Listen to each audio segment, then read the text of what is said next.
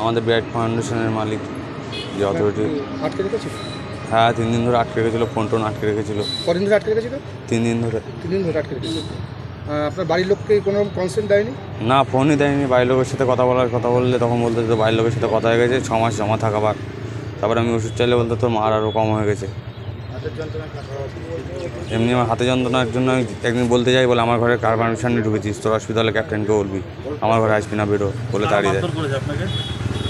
আমাকে আমাদের অথরিটি যে বাপি। নাম কি? নিলয় পারমাণিক।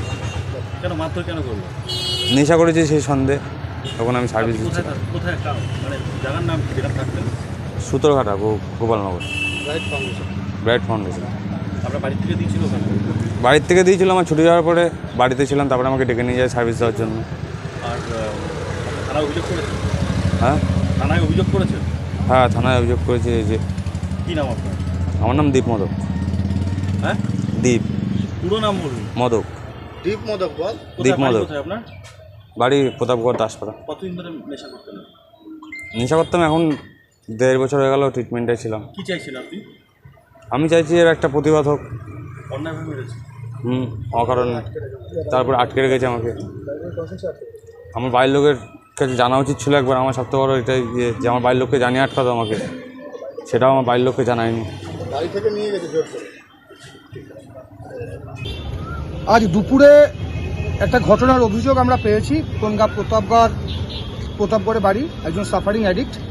সে একটা নেশামুক্তি কেন্দ্রে কাজ করছিল, তাকে নাকি নেশা করেছে এই সন্দেহে 3 দিন ধরে আটকে রেখে মারধর করেছে, এবং তার বাড়ির লোকের কোনো খবর দেওয়া হয়নি, এবং বাড়ির লোকের অনুমতি ছাড়াই তাকে এটা করেছে।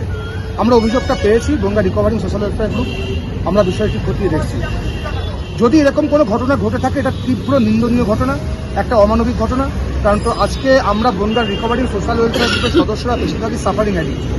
আমরা নেশার জ্বালা যন্ত্রণা বুকে নিয়ে আমরা বহুদিন ঘুরেছি, আমরা জানি নেশার যন্ত্রণা কতটা। আজকে রিকভারিতে আছি, তাহলে এই না যে কোনো নেশাসক্তকে আমরা ফিল করতে পারবো না। যদি কোনো সেন্টার এরকম ঘটনা ঘটায়, আমরা তদন্ত করে আমরা গ্রুপ থেকে খতিয়ে দেখছি, তাহলে আমরাও এর বিরুদ্ধে প্রতিবাদ করব। অভিযোগ আগেও একজন পেশেন্ট মারা গেছে, এরকম ঘটনা শুনেছিলাম, কিন্তু সেই পেশেন্ট পার্টির তরফ থেকে কোনো অভিযোগ করা হয়নি বলে আমরা বিষয়টিকে আমরা এগোতে পারিনি। কিন্তু আজকে এই যে পেশেন্টটি, তার বাড়ির লোকজন এসে আমাদের কাছে এসেছিল, তারাও অভিযোগ করছে বিষয়টা। আমরা খতিয়ে দেখছি, যদি এরকম কোনো ঘটনা ঘটায় কোনো সেন্টার বনগাঁ মহকুমার বুকে, Bangaon recovering social welfare group সবসময় প্রতিবাদ করবে, এবং আমরা ঊর্ধ্বতন কর্তৃপক্ষ, পুলিশ প্রশাসন সবার দ্বারস্থ হব, যাতে এরকম কোনো ঘটনা আর কোনোদিন না ঘটে। আপনার নাম? শঙ্কর্ষণ আচার্য। আমরা খবর পেয়েছি যে গোপালনগরে যে সেন্টারটা বেআইনিভাবে রয়েছে, এর আগেও আমরা শুনেছি যে আমাদের কাছে খবর এসেছিল যে ওই সেন্টারেই একটা পেশেন্ট মারা গিয়েছিল। আজকে আমাদের কাছে সে খবরটা এসেছে যে তাকে বাড়ির থেকে তুলে নিয়ে গিয়ে তাকে আটকে রেখেছে।